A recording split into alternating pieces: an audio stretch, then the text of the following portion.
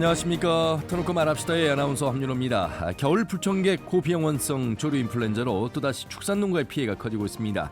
국내 가금류 도축 물량의 약 40%를 담당하고 있는 전북은 모두 11곳에서 발생하면서 전국 최다 확진자가 됐죠. 확진지가 됐습니다. 그만큼 추가 발생 위험에 대비한 집중 방역에 최선을 다하고 있는데요.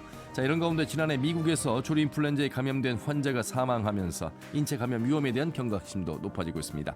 자, 오늘 터놓고 말합시다는 조류 인플루엔자 비상 근본적인 대책에 대해서 말씀 나눠보도록 하겠습니다. 매년 반복되는 조류 독감을 차단할 방법과 또 인수공통 감염병의 대처 방안도 함께 전해드리겠습니다. 유튜브에서 터놓고 말합시다를 검색하시면 실시간 보기 또 다시 보기 가능합니다. 많은 의견도 올려주시길 바라겠습니다. 토론에 들어가기 앞서 도민들은 이번 조류 인플루엔자 발생과 근본 대책에 대해 어떻게 생각하고 계신지 김세별 리포터의 도민 인서트로 함께 들어보시죠.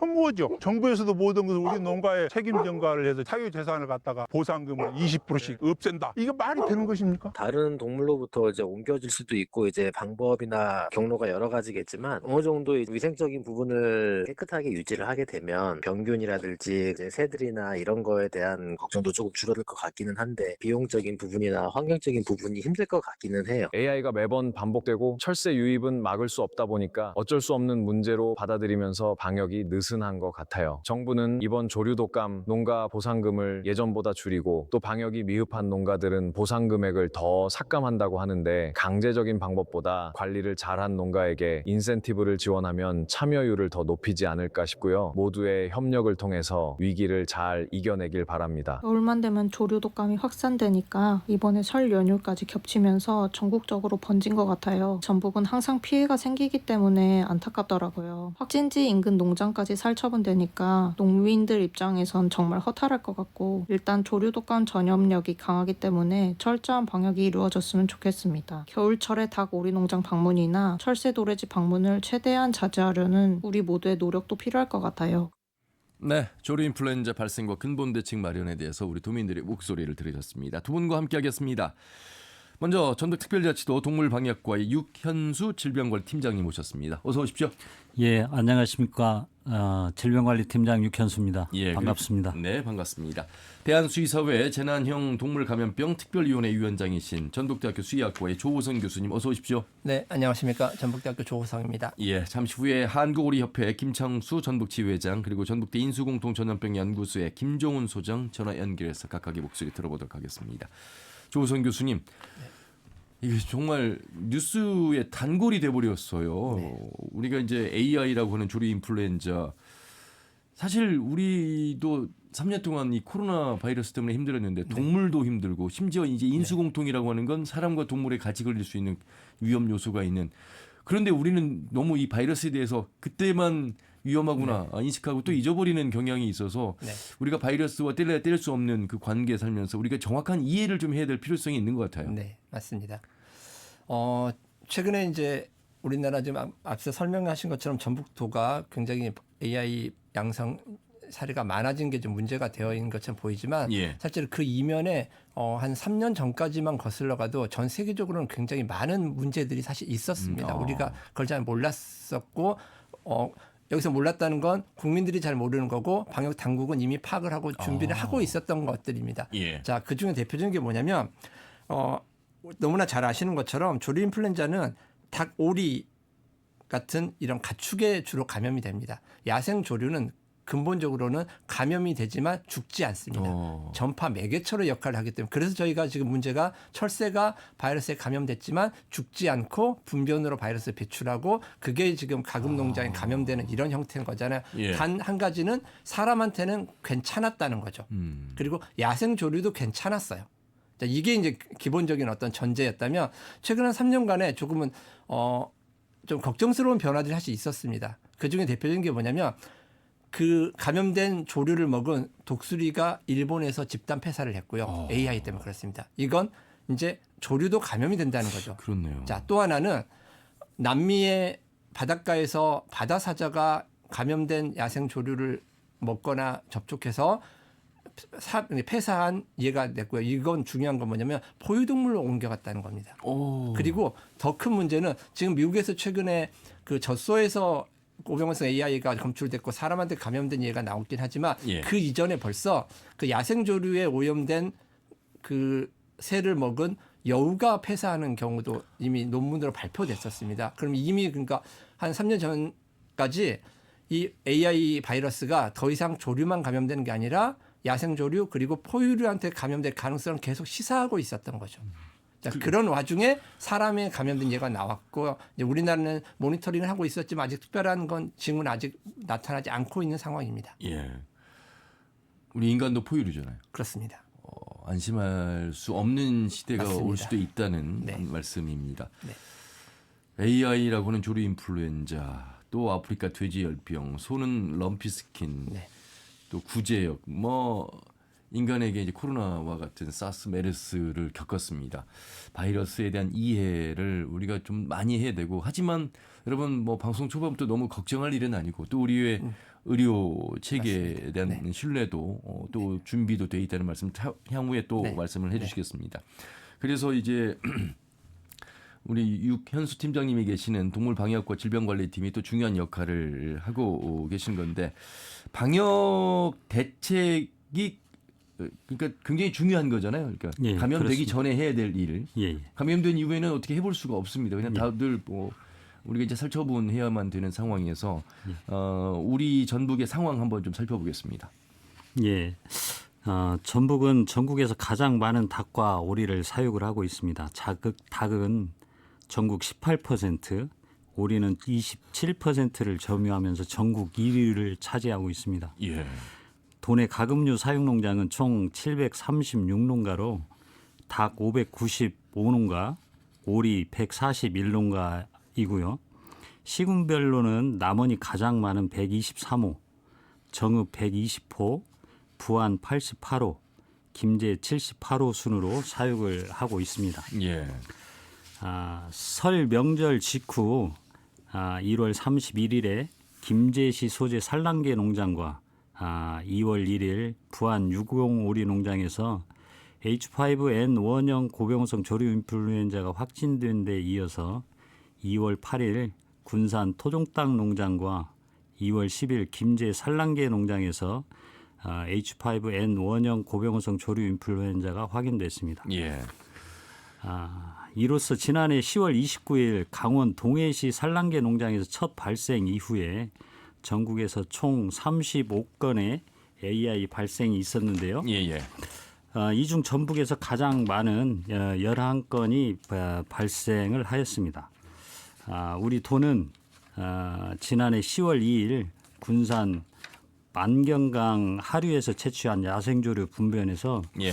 H5N1형 아니 H5N3형 조류 인플루엔자가 처음 확인이 되었고요. 예. 가금 농장에서의 발생은 37일이 지난 12월 5일 김제 공덕 오리 농장에서 처음으로 고병원성 조류 인플루엔자가 발생되었고, 이후 평균적으로 한 달에 4번 정도의 고병원성 조류 인플루엔자가 검출이 되었습니다. 예. 아나운서님이 사전 예방이 중요하다고 하셨는데요. 저희가 매년 10월부터 이듬해 2월까지 조류 인플루엔자 특별 방역 대책 기간으로 지정을 그렇죠. 하고 예. 방역 대책 상황실을 도와 시군 그리고 유관기관 24개소에 24시간 비상 체계를 유지를 하고 있습니다. 예. 자, 그렇게 방역 대책 기간을 정합니다만 날아오는 철새를 막을 수 없고, 철새의 분변, 특히나 이제 그 기간은 추워지는 시기입니다. 교수님, 이 추위가 오면 바이러스 활동성이 더 강해지나 보죠. 그리고 이 철새의 분변 1g에 약 100만 수의 닭을 감염시킬 수 있다고 나오는데 맞습니까? 네, 맞습니다. 일단 바이러스에 대한 이해를 저희가 좀 해야 될 부분은 추워진다고 바이러스 활동성이 증가하는 건 아니고요. 자, 이렇게 보시면 됩니다. 바이러스는 오히려 열에 약합니다. 저희가 실험실에서 바이러스를 보존하려면 냉동을 시킵니다. 그러면 오랫동안 생존할 수 있습니다.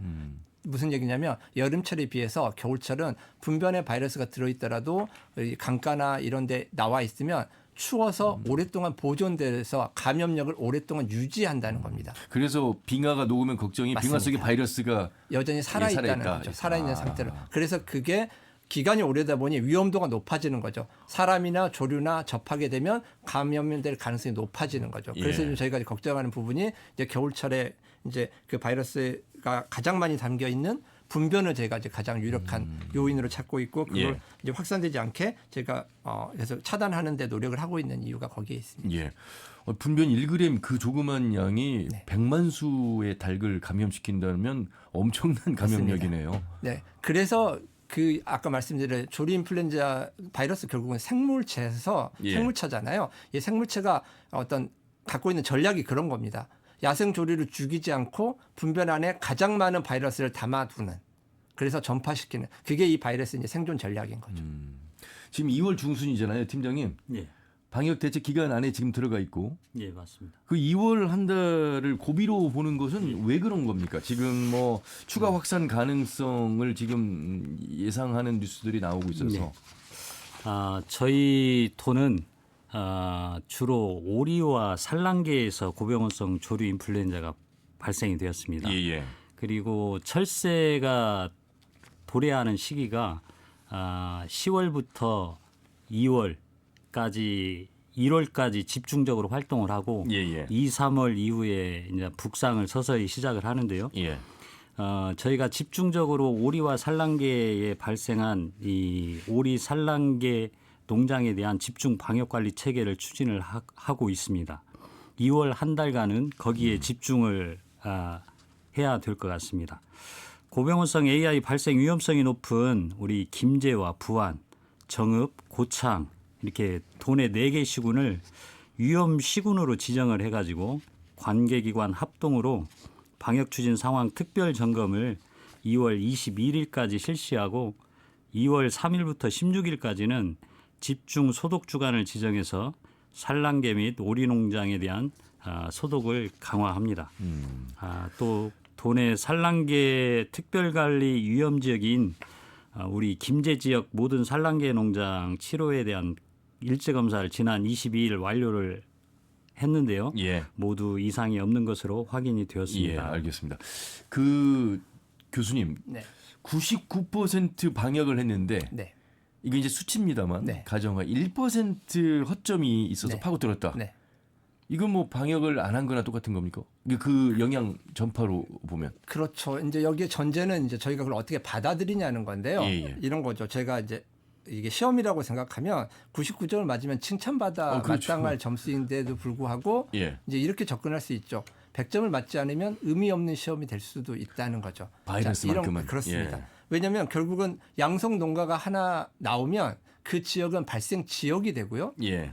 방역 조치가 필요하게 되고 여러 가지 국제적으로도 저희가 보고를 하게 되어 있습니다. 한 농가가 발생을 하더라도. 예. 그럼 이제 저희가 어떤 의미에서는 이제 그걸 관리를 해야 되는 나라에 포함이 되어 있고 끝나면 끝났다고 보고도 해야 되고 그러면 이제 모든 무역이나 경제적 어떤 제재를 받게 되어 있습니다. 그렇겠네요. 그래서 참 어려운 게 이 게임은 100점을 맞지 않으면 의미가 없는 게임이 될 수 있습니다. 근데 거기에 더해서 저희가 더 다른 의미라고 말씀드리는 게 99점이라 하더라도 저희가 통제할 수 있는 시스템을 갖고 있다는 건 저희한테 장점입니다. 예. 한 농가 발생해서 저희가 이 절차대로 이걸 할 수 있으면 되는 건데 제일 예. 걱정은 그 시스템이 없는 게 문제입니다, 사실은. 근데 이제 우리나라의 방역 수준은 그 정도가 아니어서 얼마든지 일정 부분 저희가 지금 저희 전북이 가장 많이 발생을 했지만 예. 이 단순한 수치의 문제가 아니라 그걸 저희가 전북도 방역 당국이 감당할 수 있다는 것이 중요한 포인트인 것 같습니다. 잘하고 있습니다. 네. 충분히 그 대책 기간을 정하고 막고 있는데 그러면 이게 이제 우리가 뉴스를 전할 때요, 그 팀장님. 예. 반경 뭐 10km 방역대 설정하고 이동 예. 제한하십시오. 예. 이렇게 또 자체 또 소독하셔야 됩니다. 이런 예. 뉴스를 전하잖아요. 예. 이 체계가 어떻게 돼 있어요?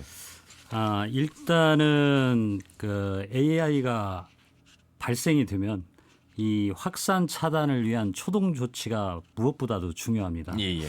그래서 조류 인플루엔자 의심 신고가 접수가 되는 즉시 저희가 초동 대응팀을 현장에 투입을 해가지고 출입 통제를 실시하고 역학조사나 이런 선제적으로 방역 조치를 실시를 합니다. 예, 예.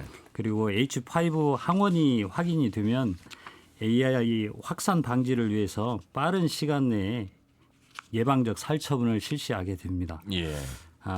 또 반경 발생 농장으로부터 반경 10km까지를 방역대로 설정을 하고 모든 가금류에 대한 이동 제한과 함께 정밀 검사에 착수를 하게 됩니다. 예, 예. 그 팀장님, 과거의 사례에서 살처분하는 경우를 저희가 많이 경험했고 많은 공무원분들 애쓰셨고 농가에 피해가 잇따랐고 여기에 따른 물론 보상금으로 최근에 3년간 뭐 330억이 지급되기도 했습니다. 참 이 한 번 발생했을 때 이 살처분까지 그 과정 어려운 안타까운 과정을 겪는 것 여러 가지 경제적 뭐 심리적 부담을 지금 안겨주는 거예요. 그렇죠? 예. 그런 상황들이 다시 일어나지 않기 위해서 이렇게 이제 방역을 이렇게 하고 있는 건데 살처분의 범위가 좀 많이 완화가 됐습니까? 작년 10월 1일 농식품부는 관련 고시를 개정해가지고요. 예. 살처분 제도를 개선해서 예방적 살처분 범위를 조정을 했습니다. 몇 미터? 이게 지금 아까 방역대는 아까 반경 10km고 살처분은 어떻게 이제 조정이 된 겁니까? 일반적으로 개정 전에는 발생농장 반경 500m 내에 있는 전 축종 가금류를 말합니다. 예. 가금류 전 축종을 살처분을 했는데요. 이번 개정으로 발생농장 반경 500m 내에 위치한 농가를 할지라도 육개나 그리고 방역 등급이 우수한 산란계는 살처분에서 제외할 수 있도록 제도가 바뀌었습니다. 예. 그 이유는 농가 손실과 또 우리 사회적 비용을 최소화하고 농가 주도의 차단 방역과 자율 방역 수준을 제고하기 위해서 도입된 제도로서 이번 우리 도 AI 발생 시에도 적용이 되었습니다. 예. 자, 사람은 지난 사스, 메르스, 코로나를 겪으면서 우리가 이제 백신을 재빨리 만들고 타미플루 치료제를 통해서 회복을 합니다만 이 수많은 가금류를 백신을 할 수는 없고 결국 감염이 되면 이제 살처분을 할 수밖에 없는 백신의 효용성도 좀 떨어진다고 하고요. 이 부분 좀 교수님 말씀해 주시죠. 일단은 그 이해를 좀 하셔야 될 부분이 결국은 사람의 독감하고 똑같은 구조로 백신을 만들어집니다. 예. 굉장히 다양한 백신이 가능성이 만들어야 될 문제 때문에 못하지만 그렇다고 사람에서 백신이 없는 게 아니잖아요. 왜냐하면 기본적으로 작년 조사를 해서 올해 어떤 것들이 유행할 건지 예측해서 미리 만들어 놓는답니다. 예. 그런 의미로 이제 조류 인플루엔자도 똑같이 대응을 할 수 있습니다. 여기서 효용성이라고 말씀드린 것 중에 어떤 포인트가 있냐면 이게 기술력이 없어서 못 만드는 게 아니고 이미 만들어져 있고요. 시드가 이미 보관되어 있습니다. 우리나라에. 그래요? 그러니까 당장 정책만 결정이 되면 당장 몇 개월 안에 시판이 될 수 있는 상황까지 현재 되어 있습니다. 자, 근데 뭐 때문에 뭐냐면 효용성이라는 표현을 제가 드렸는데 이런 겁니다. 지금 당장 현실적으로 어떤 문제가 있냐면 기본적으로 그 말씀드린 것처럼 닭은 두 가지 특별 분류를 할 수 있습니다. 산란계와 육계 우리가 삼계탕 먹는. 근데 문제는 뭐냐면 이 육계의 사육 기간이 굉장히 짧습니다. 짧죠. 예. 네. 그래서 30일 뭐 이렇게밖에 안 맞습니다. 되는 35일 그런 문제가 뭐냐면 이 백신이라는 건 항체가 생기는 기간이 2주가 지나야 합니다. 그러면 산술적으로 봐도 30일이라는 기간 안에 절반은 방어를 못하는 기간이고 나머지 2주만 방어를 하는 백신이 이게 현실적으로 생각했을 때 누가 봐도 예산 낭비라고 밖에는 설명을 할 수밖에 없는 상황이 닭 한 마리가 거죠. 얼마인데 여기에 그렇죠. 백신을 그런 의미로. 투여해, 자, 그래서 이제 방역 이 정책을 결정하지 못하는 상황입니다. 지금까지는 왜 효용성에 대해서 과연 이 예산을 적절하게 사용하는데 이게 적절한 어떤 대응이냐라는 것에 대한 고민이 있어서 그렇지 기술적으로 그걸 못하는 게 아닙니다. 그렇기도 하고 교수님 저희 뉴스 전할 때 H5N1, 뭐 H5N3 해서 뭐 다양하더라고요. 그쵸. 이게 맞습니다. 그렇기 때문에 그 백신도 좀 다양해져야 되는 필요성이 그렇기도 하죠. 있겠네요. 그러면 이제 거기에 또 경제적인 이제 부담이 들어가는 거고 또 그걸로 인해서 100% 방어를 못하는 경우는 또 문제가 되는 거기도 하죠. 그래서 여러 가지 신중한 부분이 있는데 여기서 한 가지 이제 이 방역 정책이 좀 달라지는 건 지금 우리가 앞서 논의한 것처럼 이제 좀 걱정하는 부분이 그겁니다. 이게 사람한테 왔을 때 이런 경우는 이제 또 다른 국면인 거죠. 그러면 그런 100% 방어를 우리가 하지 못하더라도 일단은 위험도를 낮추기 위해서는 백신을 해야 되는 이제 그런 정책으로 흘러갈 가능성이 큽니다. 예. 자, 그러면 조류 인플루엔자 발생 농장의 경우 이제 농가의 어떤 피해라고 해야 되나요? 이 페널티가 있어서 보상금도 뭐 20% 줄이고 여러 가지 그 농장에 주는 어려움이 발생할 거다 이렇게 지금 나오고 있어서요. 이 부분은 어떻게 좀 진행이 되는 겁니까? 조류 인플루엔자 발생 농가에 대해서는 기본적으로 보상금을 20%를 감액을 합니다. 예. 그리고 농장 출입 차량 소독이나 장화 갈아 신기 뭐 이런 기본적인 방역 수칙을 준수하지 않았을 경우에는 추가적으로 해당 항목별로 보상금을 엄격하게 감액 적용하게 됩니다. 예. 그래서 농가에서는 이런 기본 방역 수칙을 지키는 것이 AI 발생 예방과 확산 차단에 아주 중요한 역할을 하게 되는 것입니다. 예. 농장 출입구 예를 들어서 차량용 소독 시설을 설치하지 않았다. 그러면 그래서 감염이 돼서 살처분을 하면 원래 가축 평가액의 20%가 감액이 된다. 예, 맞습니다. 이런 말씀이시죠? 예. 몇 가지 이 미흡 사항들이 이게 표로 지금 나와 있네요. 보니까. 예. 이걸 농가들도 다 숙지하고 있는 거죠? 다 숙지하고 있습니다. 예. 그래서 이제 알아서 자체적으로 이제 먼저 방역하고도 조심하는 그런 이제 농가들이 있습니다만 워낙 이 철새를 차단할 수가 없기에 아무리 노력을 해도 안 되는 부분들이 있다 이런 말씀을 드리고 있습니다. 우리 전북이 전국 양계 농가의 18%, 오리 농가 27% 1위라고 합니다. 그만큼 상당히 최대 가금육 생산지, 바이러스 요소들이 많고 실제로 전북의 11곳 농가 2월 10일 기준입니다.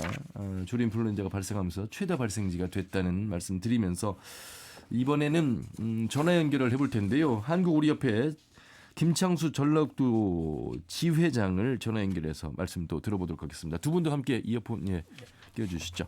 자, 지회장님 안녕하세요. 예, 안녕하세요. 예, 지회장님도 가금류 농가 주시죠? 예. 예, 지금 어떻게 가축 사육하고 있습니까? 지금은 방역대에 걸려서 지금 입식을 못 하고 있는 상황이고요. 예. 오리를 몇 수 정도를 사육했습니까?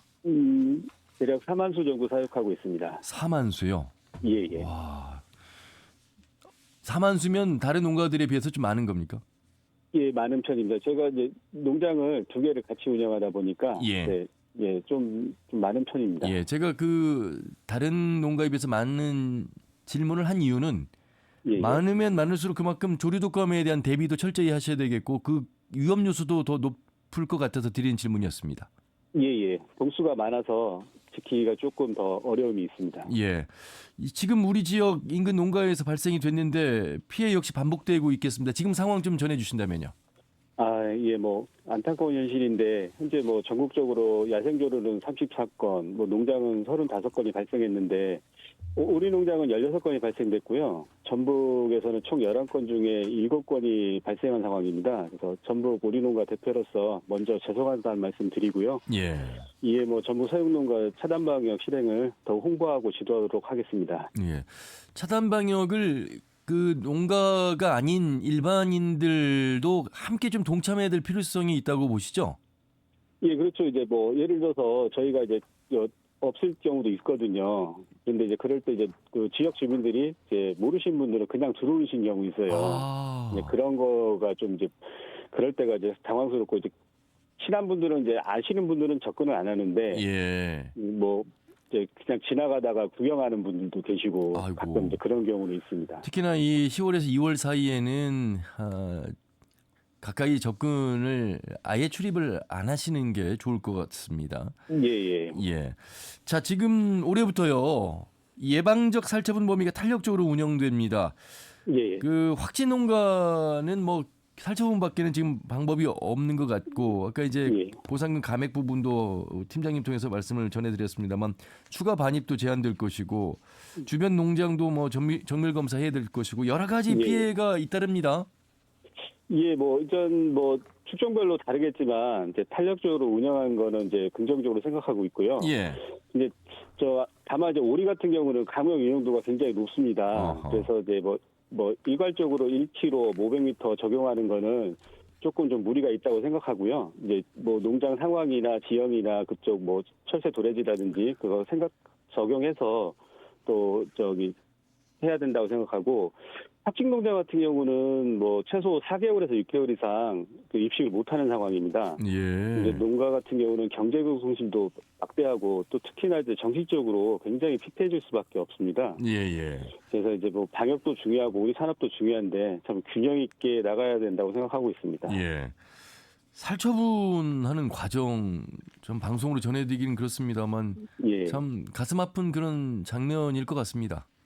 예, 뭐 농가가 그것도 뭐 굉장히 트라우마 오래 간다고 하시더라고요. 예. 또 조사받는 과정도 그렇고 아. 또 이제 뭐 주변 농가들한테 제인 막 그런 취급도 받을 경우도 생기고 예. 그래서 한동안 이제 그래서 뭐 그만두시는 분도 양계로 바꾸신 그래요. 분도 계시고 그런 예. 현실입니다. 예. 그래서 농가도 또 방역 당국도 이 방역 대책을 세우고 열심히 차단하고 있습니다만 예. 이걸 뭐 차단을 뚫고 들어오는 바이러스를 어떻게 해볼 수가 없는 상황에서 살처분 그래도 보상금이라도 제대로 받아야 다시 또 재입식 기간 기다리는 시간 경제적으로 힘든 시간들을 이겨내기 위한 어떤 정부의 방침이 좀 필요할 것 같은데 이 지금 현재 제도에 대해서는 어떻게 생각하세요? 맞습니다. 뭐 차단 방역이 중요한 건 사실이고요. 다만 이제 AI가 발생된 지가 뭐 20년이 된 걸로 기억하는데 감염 경로에 대해서 솔직히 뭐 정부도 상세하게 뭐 밝혀내지는 못하고 있는 것 같습니다. 다만 이제 철새 때문이라고 이제 포괄적인 이제 상황만 제시하고 있는 상황인데 농장에서는 뭐 철새가 뭐 못 오게 할 수 있는 방법도 없고 또 내 주변에 철새를 쫓는다고 해도 그 철새들이 또 풍선 효과로 다른 농장에 머무는 그런 그렇죠. 현실이고요. 예. 그리고 농가 입장에서는 사실은 차량 소독이라든지 뭐 장화가를 신기 외 나머지 부분 같은 경우는 참 감당할 여력이 좀 없는 것도 사실입니다. 그리고 이제 보상금 같은 경우는 뭐 감액이 과도한 것 같은 부분 같은 경우는 농가한테 오롯이 100% 전가하는 좀 졸속한 정책이라고 생각하고 있습니다. 예. 그리고 뭐 올해 같은 경우는 AI가 모든 가금류에 다 발생하고 있고요. 또 물론 이제 오리하고 산란계의 빈도가 높은 건 사실입니다. 예. 또 뭐 이런 것 같은 경우 오리의 친화적인 바이러스 때문에는 뭐 전문가 주장도 있고요. 뭐 이제 감염 경로랑 원인을 제대로 파악하고 이에 이제 철저한 조치가 수반돼서 해야 되는데 뭐 농가도 그렇고 방역하시는 분도 고생이 많고 하시는데 실질적인 대책 마련을 생각할 때가 된 것 같습니다. 예. 축사 환경이 많이 개선됐죠 과거에 비해서. 예, 그 전에 비해서는 많이 개선됐죠. 농가들도 홍보를 많이 해서 교육을 많이 봐서 개선을 많이 됐는데 예. 또 이제 막상 걸린 농가들 가서 이제 정부 보면은 이제 안 지키는 농가도 기본적인 거를 안 지키는 농가도 좀 있고 그렇습니다. 예. 그 왜 안 지키실까요? 그냥 보면은 이제 매번 안 지키는 건 아닌 것 같고요. 예. 이제 43일, 42일 키우는 동안에 사료차가 2번 올 수도 있고 하다가 보면 2차 소독을 뭐 이렇게 깜빡 한다거나 얼어서 못 하는 경우가 있는 것 같습니다. 예. 이게 참 해마다 오는 이 AI 조류 인플루엔자 예. 때문에 이 가금류 농가들이 힘듭니다. 물론 또 지자체 차원에서도 어려운 일들을 함께 하고 계시는데 혹시 오늘 수의학과의 조우선 교수님이나 우리 특별자치도 동물방역과의 유현수 팀장님 나와 계시는데 혹시 질문하시거나 제안하고 싶은 내용 있으시면 말씀 나누실까요? 예. 네, 안녕하십니까. 네, 안녕하세요. 먼저 우리 협회 농가 대표로서 전라북도하고 동물방역과에 좀 감사의 말씀을 드리고요. 사실 뭐 겨울철만 되면 저희도 매일매일 이렇게 노심초사하고 있습니다. 우리가 있던 없던 그러고 있고 긴장감으로 온다면 농가가 가장 힘들 것 같은데요. 뭐 항상 드리는 말씀이지만 가태료나 채찍만이 정답은 아니라고 생각합니다. 뭐 이제 20년 이상 발생했고 그의 문제점 찾지 못하는 문제점도 있고 또 함께 나와 계시는 조우성 교수님 같은 학계와 뭐 이렇게 계열사들이 정부가 이제 현장에 맞는 정책을 수립하는 데 힘을 모아야 된다고 생각하고 있습니다. 예. 예, 팀장님, 예, 관련해서 좀 말씀해 주시죠. 과태료 이런 채찍이 답이 아니다 이런 말씀하셨는데, 우리 회장님 말씀은 충분히 잘 알아들었습니다. 알아들었는데 이 정부에서 과태료라는 그거에 포인트를 둔다기보다는 이 기본적인 방역 수칙을 잘 지켜야만 우리 AI를 방어를 할 수가 있습니다. 그리고 우리 발생 농가를 분석을 해보면 기본적인 출입자 소독이나 작업복, 신발, 미착용, 갈아 신기를 안 한 예가 90% 가까이 됩니다. 그건 어떻게 확인합니까? 현장에 갔을 때. 현장에 갔을 때 역학조사관들이 예. 다 일일이 CCTV를 한 달 거를 다 확인을 합니다. 그래서 요거를 찾아내서 그런 거를 합니다. 어쨌든 바이러스는 철새에 의해서 유입은 되지만 농가 내부 축사로 가지고 들어가는 거는 사람이 가지고 들어간다고 생각을 합니다. 예, 사람이 축사 내 외부를 활동을 하면서 장화 갈아 신기를 앓는다든지 소독을 앓는다든지 이런 허점으로 인해서 감염이 전파되는 사례가 많기 때문에 예. 이런 기본적인 방역 수칙 준수를 저희가 강조하고 있고요. 거기에 덧붙여서 저희가 과태료 처분이라는 것으로 농가를 좀 압박하는 예. 그런 조치를 하고 있습니다. 예. 근데 농가에서는 압박이고 좀 과하다는 생각은 할 수는 있는데요. 이 방역을 하는 입장에서는 이런 기본적인 방역 수칙을 지킬 수 있도록 그렇게 하는 게 중요하다고 생각을 하고 있습니다. 예. 지금 15개 발생 농장 대상으로 분석한 방역관리 주요 미흡 사항 내용을 보니까요. 말씀하신 대로 이제 소독 안 한 곳, 또 농장 전용 의복 신발 착용 안 한 곳, 그다음에 농장 출입 차량 소독 실시 안 한 거, 야생동물 유입 차단 관리가 미흡한 거, 축산 출입자 소독 실시 안 한 거, 축사 전용 의복 신발 미착용. 그러니까 상당히 이게 불편한 매일매일 해야 되는 불편한 과정입니다. 우리 회장님 어떠세요? 직접 해보시면서 느낀 점은요? 예, 사실은 뭐 우리 매일매일 저 같은 경우 동이 16동인데 이 한동안 들어가면서 옷 갈아입고 신발 갈아입고 하기가 굉장히 불편하고 실질적으로 해야 되는 건 저희도 인지를 하고 있고 맞다고는 생각하지만 실질적으로 이거 100% 지키기는 굉장히 어렵습니다. 좀 노력하지만 어려운 현실. 교수님 그럼에도 불구하고 네. 해야만 되는 상황이잖아요. 그렇습니다. 저희가 앞에 이야기할 때 저희가 99점짜리 그 성적표를 말씀을 드렸는데 사실은 당연히 칭찬받아 마땅할 일임에도 불구하고 그 1점 때문에 사실은 문제가 생기는 거잖아요.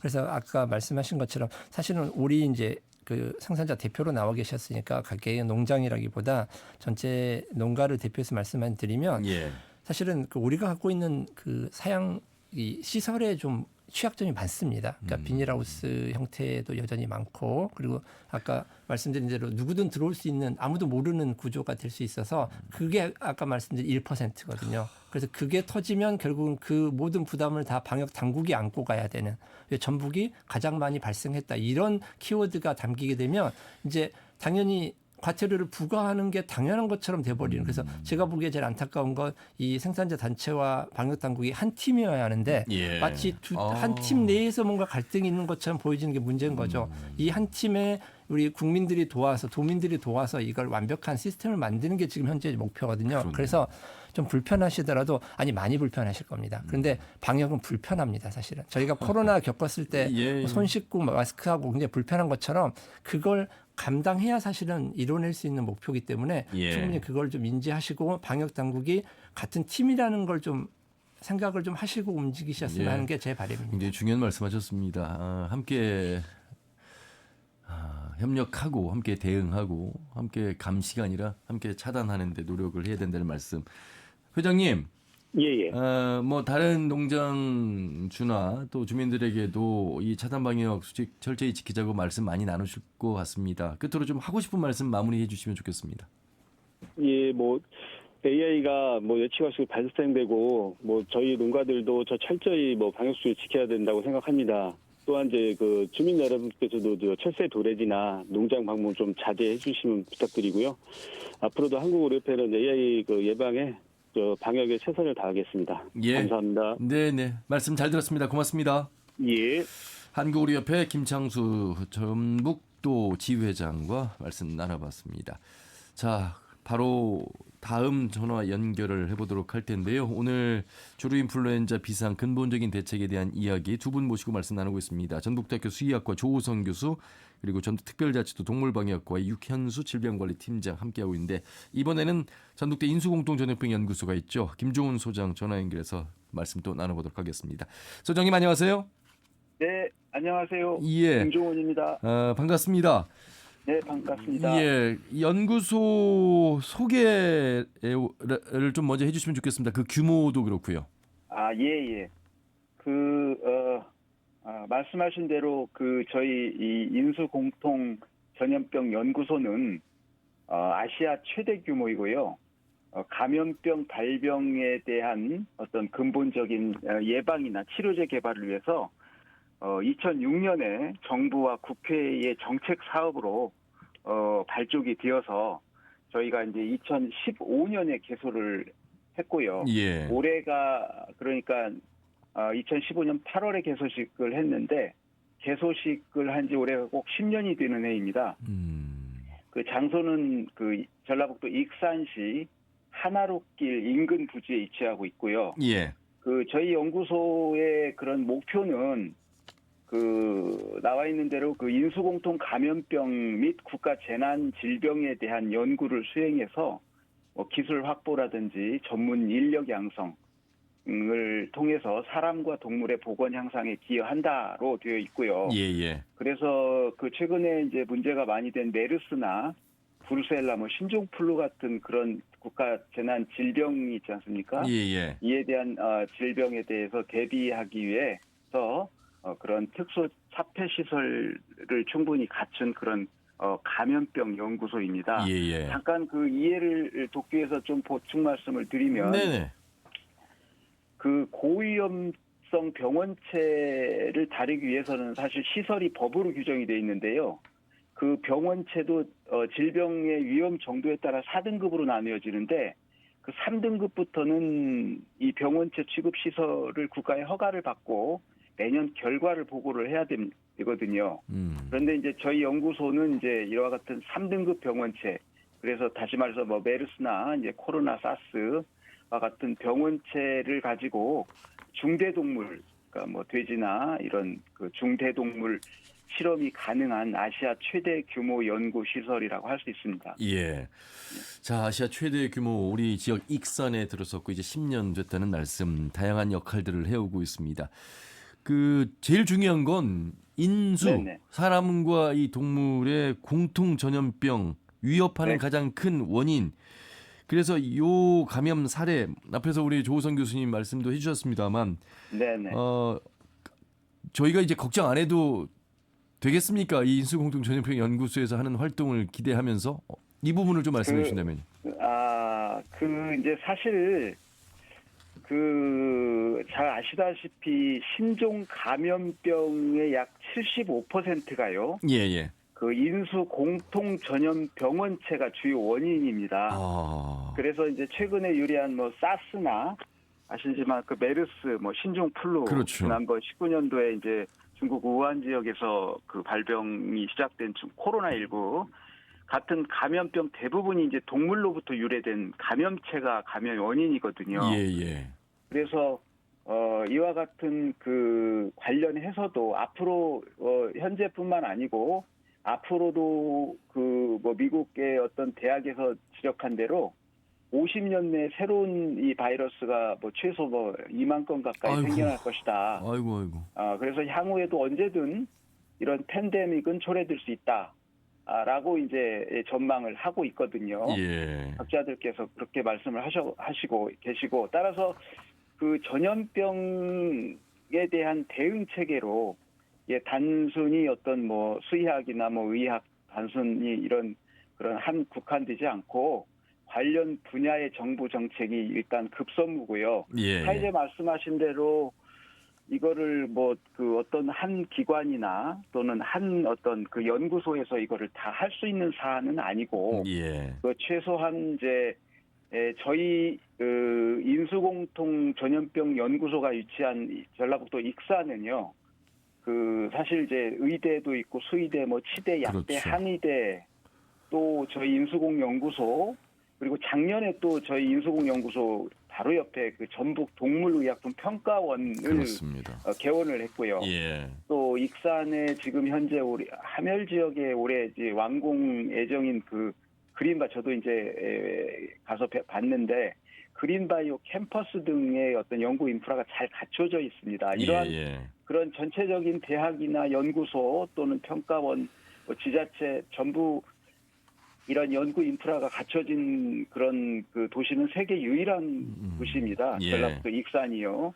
그래서 향후에 그 여러 우려들도 있고 이 감염병이 지속적으로 계속 발병하고 발생하고 있는데 예. 그 이와 같은 그런 전문 인력을 충분히 이렇게 활용한다면 어떤 그 최소한 이제 더욱더 확산되어지는 것들에 대한 그런 예방은 뭐 대책은 세울 수 있으리라고 생각하고요. 예. 또 저희 지역이 관련해서 그 감염병 연구와 관련해서 그런 어떤 세계적인 메카가 될 수 있을 거라고 생각합니다. 예. 예.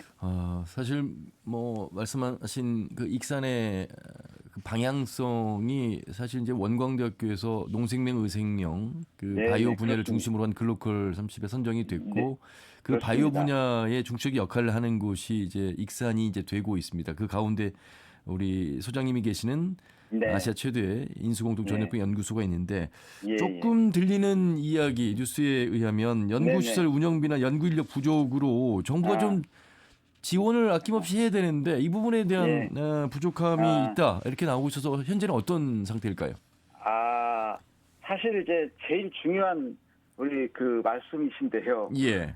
그 세계적으로 많은 그 우수한 연구소들이 많고 사실 우리 국내에서 이 감염병 국내뿐만 아니라 아시아 전체에서도 봤을 때 이 감염병 연구 시설을 갖춘 이런 그 전체적인 인프라를 갖춘 그런 연구소는 전북대 우리 그 인수공 연구소가 이제 유일한데 예.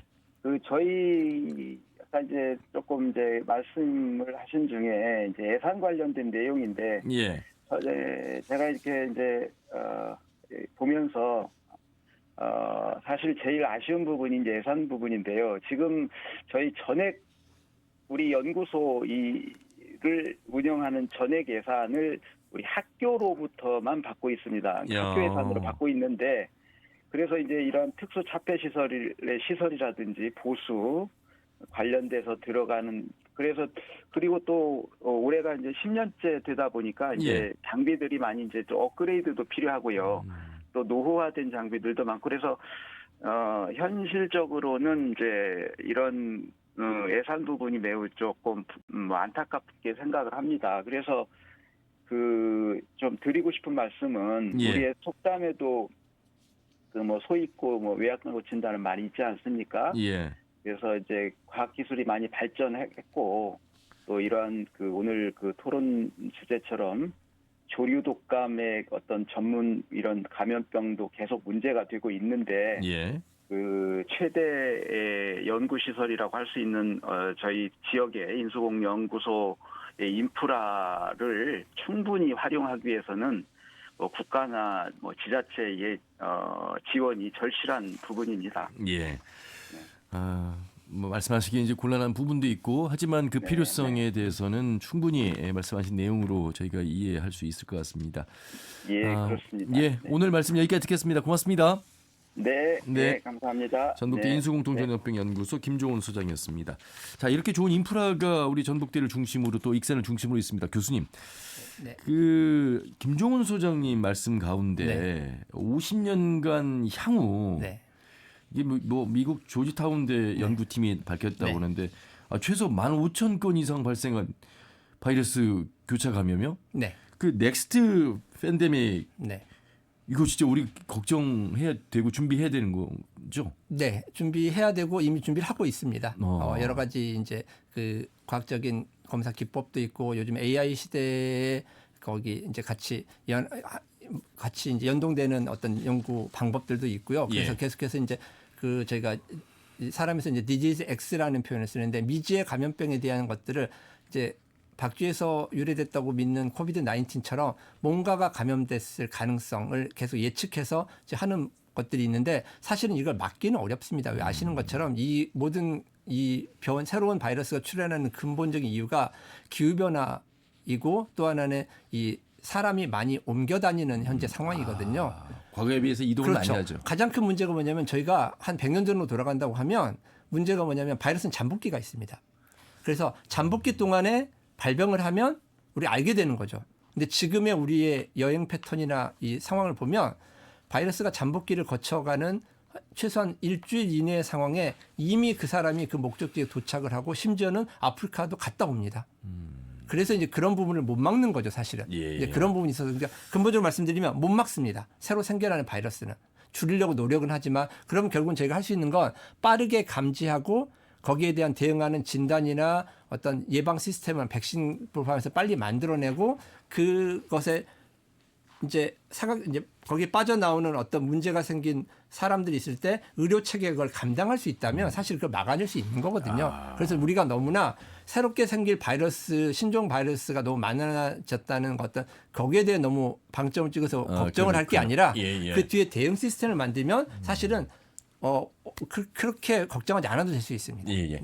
교수님 말씀을 들으면서요. 지난번에도 그런 느낌을 받았는데 요즘 사회 현상이 어느 한 가지가 한 가지로서 시작되지 않고 한 가지로서 끝나지 않는 현상, 네. 그 증상을 우리가 이제 이해하는 인식도 필요할 것 같아요. 네네, 맞습니다. 예를 들면, 그러니까 이제 우리 교수님께서 이동도 많아졌고 기후 변화 말씀하셨는데 이게 지금 지구가 뜨거워지면서 온난화의 가속화로 기후 변화가 일어나고 있고 그 생물학자인 최재천 교수의 말씀에 의하면 박쥐의 생식지가 이동을 하면서 그 우한이라는 지역에서 이미 그 박쥐 같은 동물은 코비드 바이러스를 이미 3-4개씩을 갖고 있다. 이것이 인간에게 이제 전달된 것이다. 어쨌든 전파의 요인이 어디서인지 더 정확한 이야기들이 나와야 되겠습니다만 기후변화 그러면 인간이 만든 결과지잖아요. 그러니까 맞습니다. 모든 것들이 다 이 동물과 인간과 자연이 문명의 발전 속에서 나오고 있는 부분 또 빙하 속에 숨어있는 바이러스 이야기도 맞습니다. 그렇기 때문에 우리가 이걸 하나의 그냥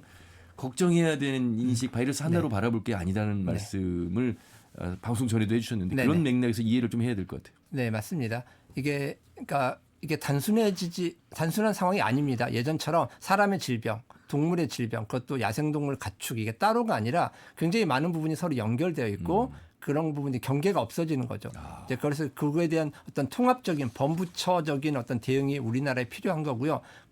같은 맥락으로 이 부처 간의 장벽도 사실은 허물어져야 될 부분이 굉장히 많습니다. 작게는 우리 전북특별자치도 내에서도 부서들이 있지 않습니까? 근데 여기에서 어떤 이 부서를 통합하는 어떤 대응 어떤 그 체계가 마련돼야 되고 중앙 부처도 뭐 지금 대체적으로 좀 저희가 가장 당황스러운 게 그런 부분인데요. 지금 아프리카 돼지열병이 전북 지역은 안전지대이긴 아직 하지만 이건 멧돼지가 옮기는 거거든요. 근데 멧돼지는 환경부 관리고요.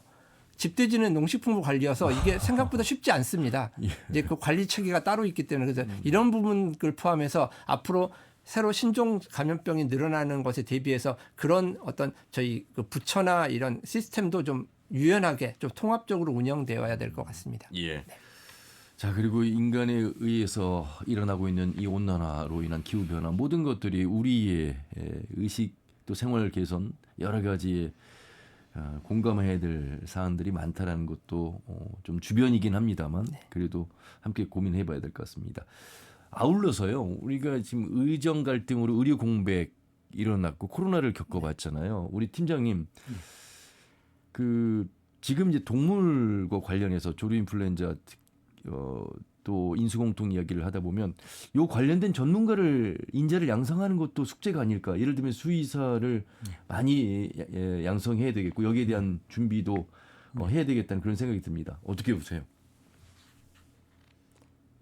팀장님 관련해서 지금 뭐 가축 전염병의 효율적인 방역을 위해서 도에서도 인재가 필요하잖아요.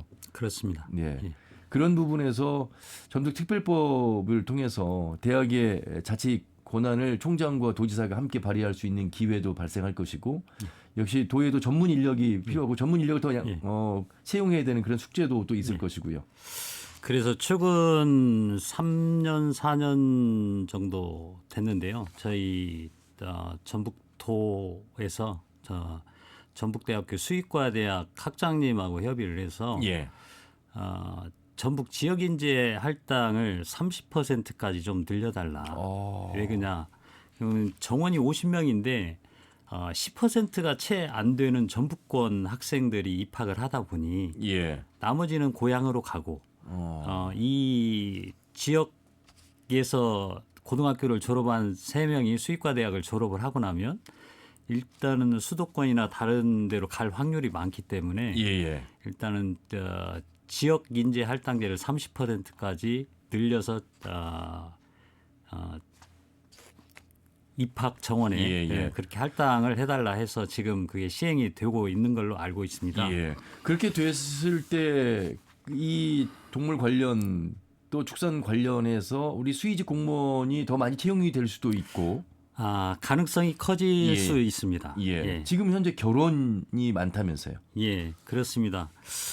가축 방역 업무와 축산물 위생 업무 최일선에서 근무하는 우리 동물위생 시험소에 수의직 공무원이 결혼이 17명입니다. 현재. 많은 인력이 부족하다 보니까 업무 부담이 큰 것도 사실이고요. 또 수의직 공무원의 경우 많은 업무 부담과 열악한 이런 근무 환경 등의 상황으로 채용 과정에 어려움을 겪고 있는 것도 또한 사실입니다. 교수님 이제 수의대 교수시잖아요. 우리 인재들이 의치 한약수, 의대, 지대, 한의대학대, 수의대인데 그래도 수의대가 이렇게 많은 지원자들의 경쟁 속에서 인재들이 들어옵니다만 역시 증원을 더 해야 될 필요성을 우리 팀장님도 도 차원에서도 말씀하셨는데 교수님으로서는 어떻게 보세요?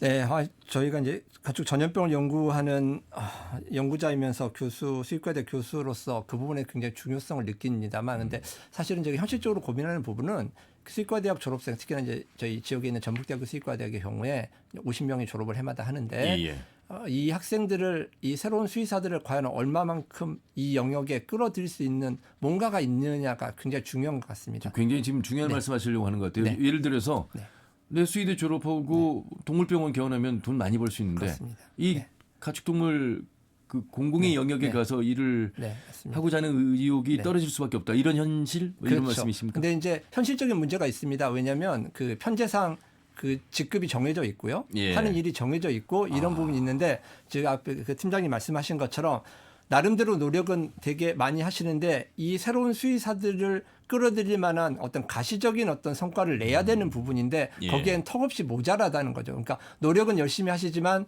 이 새로운 수의사들이 봤을 때 하나도 메리트가 안 된다고 하면 그 부분이 그러면 이게 이 노력이 결국 물거품이 되는 것처럼 이 새로운 친구들한테 어떤 것들을 어필할 수 있는지 이제 그런 부분들을 저희가 만들어내는 노력들이 필요할 것 같습니다. 아까 지역 어떤 할당제도 중요하고요. 저희는 지역 인재 같은 경우 지금 계속 해마다 늘려갈 계획입니다. 저희가 단계적으로. 그래서 이 지역 고등학교 학생들이 전북대학 수의과대를 졸업해서 이 지역에 남아서 그게 뭐 동물병원이 됐던 아니면 이 가축 전염병을 연구하는 이쪽 분야가 됐던 여기에 아까 말씀드린 인수공통전염병 연구 포함해서 이 지역에 어떤 그런 일들을 해내는 그런 인재로 활용될 수 있고 이제 길러낼 수 있도록 제가 노력을 좀 해야 되는 노력이 필요합니다. 그냥 제자들에게 또 그냥 의사 수의사들에게 사명감 가지고 일해야지 이건 안 된다는 말씀입니다. 지금 현재 일어나고 있는 필수 의료의 기피 현상 또 지금 현재 그렇고